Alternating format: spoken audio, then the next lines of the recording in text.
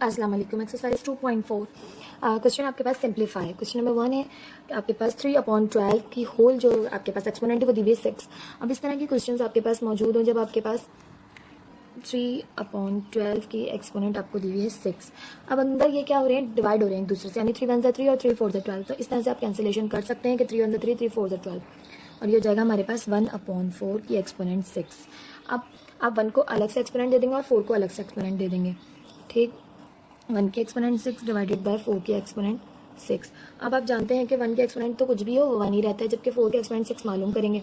ऊपर तो हो जाएगा 1 divided by 4 multiply by 4 multiply by 4 multiply by 4, ये आपके पास 6 टाइम्स मल्टीप्लाई होगा। ठीक, अब आप कैलकुलेटर से कर सकते हैं कि आपने 4 की एक्सपोनेंट मालूम करनी है 6, तो ये आपके पास आ जाएगी 4096। तो आपका आंसर आ जाएगा 1 डिवाइडेड बाय 4096। इस तरह से आपने सिंप्लीफाई करना है। ठीक, आपका आंसर आ गया 1/4096। ठीक है, 4 multiply by 4 multiply by 4 multiply by 4 multiply by 4 multiply by 4 आपने किया। तो ठीक, इस तरह से आपने सिंप्लीफाई करना है। क्वेश्चन 2 है आपके पास -12/5 की होल एक्सपोनेंट आपको दी हुई है 5।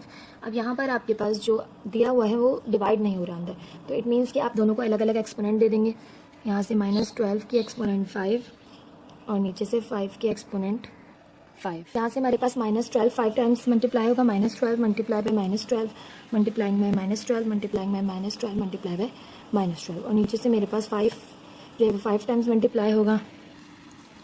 ठीक, तो यहाँ से अगर हम 12 को जो है वो 5 टाइम्स मल्टीप्लाई करें, 12 के एक्सपोनेंट 5 मालूम कर लेते हैं हम, हमारे पास आ जाएगा 2,48,832।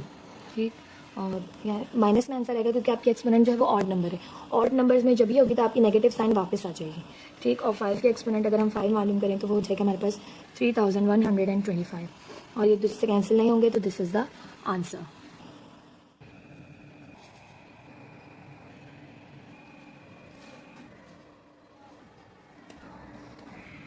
क्वेश्चन 3 है आपके पास a/b की एक्सपोनेंट आपको 6 दी हुई है। ठीक है, यहाँ पर आपके पास वेरिएबल्स मौजूद है, तो आप अलग अलग दे देंगे दोनों को, a की एक्सपोनेंट 6 और b की exponent 6। Simple, this is the answer. इससे ज़्यादा आप इसे सिंप्लीफाई नहीं कर सकते क्योंकि a की एक्सपोनेंट 6 ही रहेगी और b की एक्सपोनेंट भी 6 ही रहेगी। ठीक, पार्ट 4 है आपके पास L/m की एक्सपोनेंट -3। ठीक, तो पहले आप अच्छा क्वेश्चन जो है ना, जब आप एग्जाम्स में सॉल्व करेंगे तो क्वेश्चन जो है वो जब सोल्यूशन के बाद एक दफ़ा उतारिएगा ज़रूर। ठीक है, यहाँ पर मैं करने में अक्सर जल्दी होती है तो इस वजह से मैं उतार नहीं पाती, जगह कम, तो आप ज़रूर एग्जाम्स में एक दफ़ा क्वेश्चन को दोबारा उतारिएगा। ठीक है, यहाँ से हो जाएगा, अगर हम उतारें तो L/m के एक एक्सपोनेंट है -3। ठीक है, तो उसे अगर हम फर्दर करें तो एक्सपोनेंट को दोनों को अलग अलग देते हैं, तो L की एक्सपोनेंट -3 और m की एक्सपोनेंट भी -3। अब दोनों की एक्सपोनेंट नेगेटिव है, जब भी आपके पास इस तरह से नेगेटिव एक्सपोनेंट आ जाए तो नीचे ले जाकर उसे पॉजिटिव कर लेते हैं, और नीचे अगर नेगेटिव आ जाए तो ऊपर ले जाकर पॉजिटिव कर लेते हैं। तो दोनों की जो है वो पोजीशन चेंज हो जाएगी, m जो है वो ऊपर जाके पॉजिटिव हो जाएगा और l जो है वो नीचे, उसकी जो एक्सपोनेंट है वो नीचे आकर पॉजिटिव हो जाएगी, यानी m का -3 जो होता है वो ऊपर जाके प्लस का हो जाएगा और l का नीचे आके प्लस का हो जाएगा एक्सपोनेंट। ठीक, तो ये हो जाएगा m³ L³। पोजीशन दोनों की चेंज हो गई, दोनों की एक्सपोनेंट पॉजिटिव हो गई। This is the answer. Part 5 है आपके पास 8a² b/3cd होल एक्सपोनेंट आपको दी हुई है -2। ठीक, अब आपने क्या करना है, आपने इसको -2 सबको दे देनी है। ठीक है, तो क्योंकि ये कैंसिल भी नहीं हो रहा, अगर ये कैंसिल हो रहे थे तो पहले मैंने कैंसिल कर लेते, तो हम सबको अलग अलग दे देंगे। 8 की एक्सपोनेंट -2, a² की एक्सपोनेंट -2, b की एक्सपोनेंट -2 और डिवाइडेड बाय 3 की एक्सपोनेंट -2, c की एक्सपोनेंट -2 और d की एक्सपोनेंट -2। ठीक, अब यहाँ पर आपके पास 8 की जो एक्सपोनेंट है वो -2 है और a की हो जाएगी 2 मल्टीप्लाई बाय 2, तो 2 2 ज़ा 4 और प्लस माइनस माइनस, तो a की हो जाएगी यहाँ हमारे पास -4, b की है आपके पास -2, बाकी सबकी वही है 3 -2, c -2 और d -2। ठीक, अब 8 की अगर हमें एक्सपोनेंट पॉजिटिव करनी है तो उसे नीचे लाना होगा। ठीक, 8 जो है वो नीचे आके एक्सपोनेंट पॉजिटिव हो जाएगी। ए को अगर एक्सपोनेंट को पॉजिटिव करना है तो इसे भी ऊपर से नीचे शिफ्ट करना होगा, तो ए की एक्सपोनेंट भी पॉजिटिव हो जाएगी। बी की भी अगर पॉजिटिव करनी है तो उसे भी नीचे लाना होगा, और ये जो नीचे वाले तमाम ये नेगेटिव है तो इनको अगर हम ऊपर ले जाएंगे तो ये इनकी एक्सपोनेंट भी पॉजिटिव हो जाएगी। 3 का स्क्वायर सी का स्क्वायर और डी का स्क्वायर, ये सब ये पॉजिटिव होगा। ठीक, अब इनको सॉल्व करेंगे। 3 के एक्सपोनेंट 3 3 ज़ा 9, सी स्क्वायर डी स्क्वायर, जबकि 8 8 ज़ा 64, ए 4 बी स्क्वायर। इस तरह से आपने इसे सिंप्लीफाई कर लिया। किस तरह के? 3 का स्क्वायर 9, सी स्क्वायर डी स्क्वायर, देन 8 का स्क्वायर 64, ए 4 बी स्क्वायर। ठीक है, this is the answer. Part 6 है मेरे पास -3x³ अपॉन 2ut की होल एक्सपोनेंट 4 दी हुई है। अब आप तमाम को जो है वो अलग अलग एक्सपोनेंट दे देंगे। एक्सपोनेंट पॉजिटिव है, -3 के एक्सपोनेंट 4, x³ के एक्सपोनेंट 4 एंड y² की एक्सपोनेंट है 4। ठीक, यहाँ पर 2 का 4 हो जाएगी एक्सपोनेंट, u के ऊपर भी 4 एंड t के ऊपर भी 4। अब फर्दर सिंप्लीफाई करेंगे। -3 है, एक्सपोनेंट आपके पास इवन है तो प्लस का हो जाएगा। ठीक है, 3 का अगर हम करें एक्सपोनेंट 4 मालूम करें तो 3 3 ज़ा 9, 9 3 ज़ा 27 और 27 3 ज़ा 81। तो यहाँ से हमारे पास हो जाएगा 81। ठीक, तो ये पॉजिटिव हो जाएगा। और x की आपको पता है कि a की पावर m हो और होल पावर n हो तो a m n हो जाता है, यानी m और n मल्टीप्लाई हो जाते हैं। तो x 3 4 ज़ा 12 हो जाएगा, y 2 4 ज़ा 8 हो जाएगा, अपॉन 2 की पावर 4 मालूम करें तो 2 2 ज़ा 4, 4 2 ज़ा 8, 8 2 ज़ा 16, u 4 और t आपके पास 4।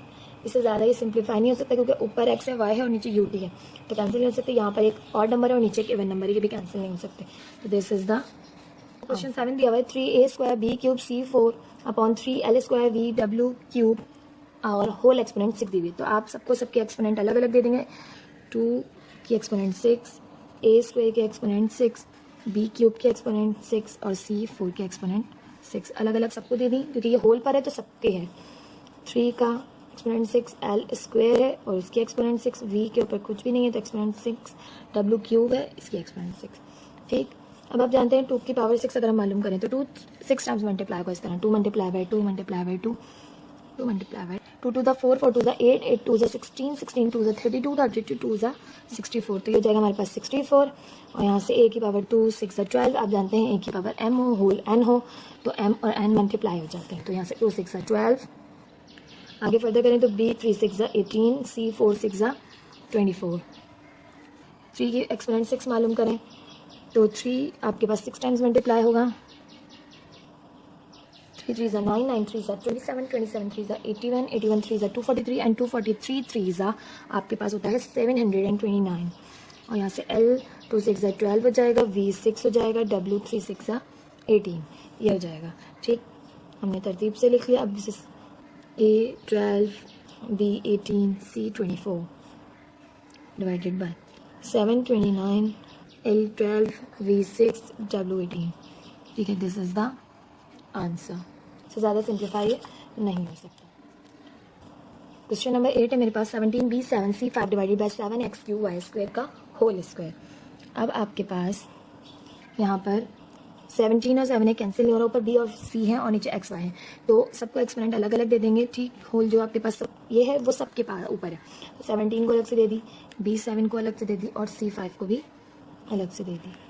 ठीक, 7 को अलग से, x³ को अलग से और y² को अलग से। ठीक है, सिंप्लीफाई कर लेंगे। 17 स्क्वायर है तो 17 मल्टीप्लाई बाय 17 होगा तो 17 का हमारे पास होता है 289। तो यहाँ पर आ जाएगा हमारे पास 289। बी है आपके पास 7 2 ज़ा 14, C 5 2 ज़ा 10। किस तरह किया हमने कि a की पावर m है और होल n है, दोनों एक्सपोनेंट मौजूद है तो दोनों आपस में मल्टीप्लाई हो जाएंगे तो ये हो जाएगा mn। ठीक, डिवाइडेड बाय 7 का स्क्वायर किया, 7 7 ज़ा 49, x 3 2 ज़ा 6, y 2 2 ज़ा 4। इससे ज़्यादा फर्दर ये सिंप्लीफाई हो नहीं सकता। This is the answer. Question 9 है मेरे पास 18x4y³ z² divided by 6ab² c5 की होल एक्सपोनेंट आपके पास 3। अब यहाँ पर x y z है, यहाँ 6abc है। अच्छा, 18 और 6 तो डिवाइड हो रहे हैं, इनको कर लेंगे 6 1 ज़ा 6, 6 3 ज़ा 18। तो यहाँ से तो ये हो गया 3x4 y³ z² divided by ab² c5 whole exponent आपको दी हुई है 3। अब सबको जो है वो अलग से दे देंगे क्योंकि ये सब पर मौजूद है तो सबको अलग से दे दिया। 3 का क्यूब, x4 का क्यूब, y³ का क्यूब और z² का क्यूब डिवाइडेड बाय ए का क्यूब, बी स्क्वायर का क्यूब, सी 5 का क्यूब। फर्दर करेंगे तो 3 का अगर आप क्यूब मालूम करें तो 3 3 ज़ा 9, 9 3 ज़ा 27। एक्स 4 है, होल जो है वो एक्सपोनेंट 3 है तो 4 3 ज़ा आपके पास हो जाएगा 12। वाई की है 3 3 ज़ा 9, जेड की है 2 3 ज़ा 6। ए क्यूब, बी है 2 3 ज़ा 6, सी है 5 3 ज़ा 15। इस तरह किया क्या, ए की पावर m है और होल n है तो ए की पावर n हो जाएगी, m और n मल्टीप्लाई हो जाएंगे। ठीक, इसे तरतीब से लिख लेते हैं। 27 x 12 y 9 z 6 divided bye a cube b 6 c 15। This is the answer. इससे ज़्यादा ही सिंप्लीफाई हो नहीं सकता। क्वेश्चन 10 है मेरे पास 2.4 का। आपसे कह रहे हैं -30 x 10 y 8 अब divided by -5 x cube y square की होल एक्सपोनेंट जो है आपके पास 2 है। ठीक, अब आप देखें तो आपके पास है -30 x 10 y 8 और डिवाइडेड बाय -5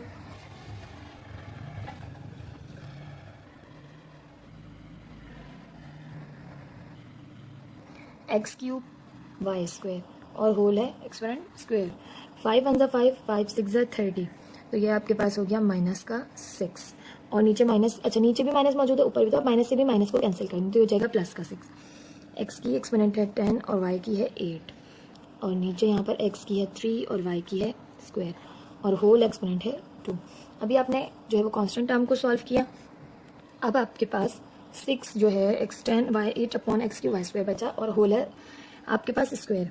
अब आप दोनों तरफ जो है वो ये जो आपकी एक्सपोनेंट है ये सबको अलग अलग से दे देंगे। किस तरह से कि 6 का स्क्वायर, x 10 का स्क्वायर, y 8 का square divided by x cube का स्क्वायर, y स्क्वायर का स्क्वायर।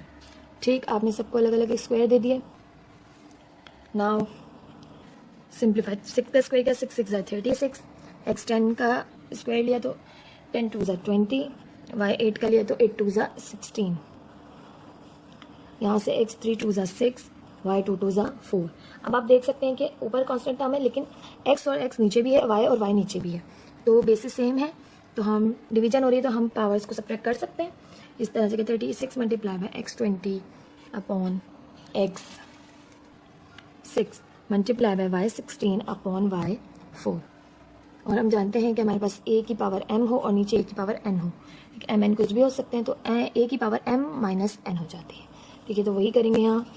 बेसिस सेम है x और x तो 20 माइनस 6 हो जाएगा और यहाँ पर y 16 माइनस 4 हो जाएगा तो यहाँ से हो जाएगा 36, x आपके पास 14 और यहाँ से हो जाएगा y 12।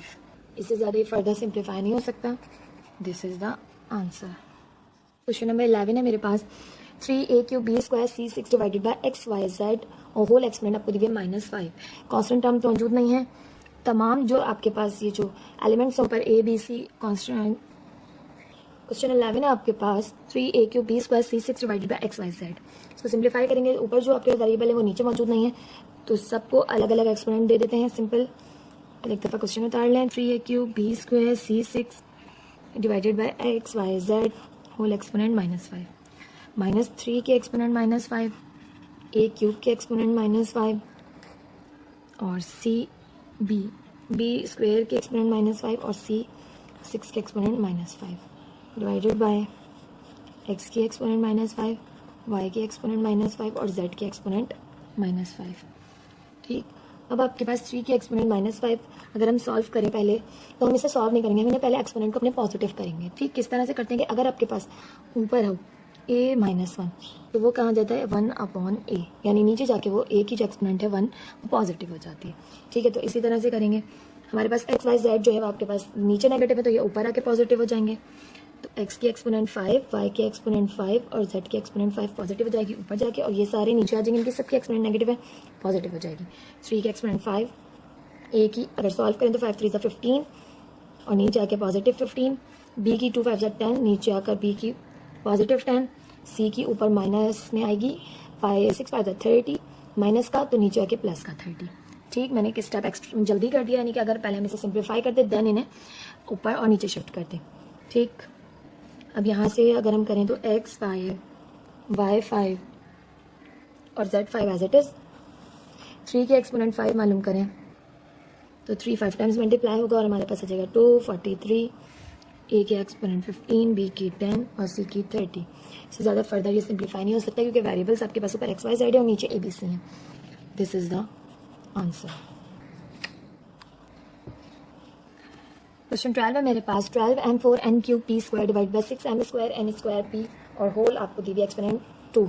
अब आप क्वेश्चन को एक दफ़ा उतार लेंगे, यहाँ पे हमारे पास हो जाएगा 12m4n3p² divided by 6m²n² and p और होल आपको दी हुई एक्सपोनेंट 2।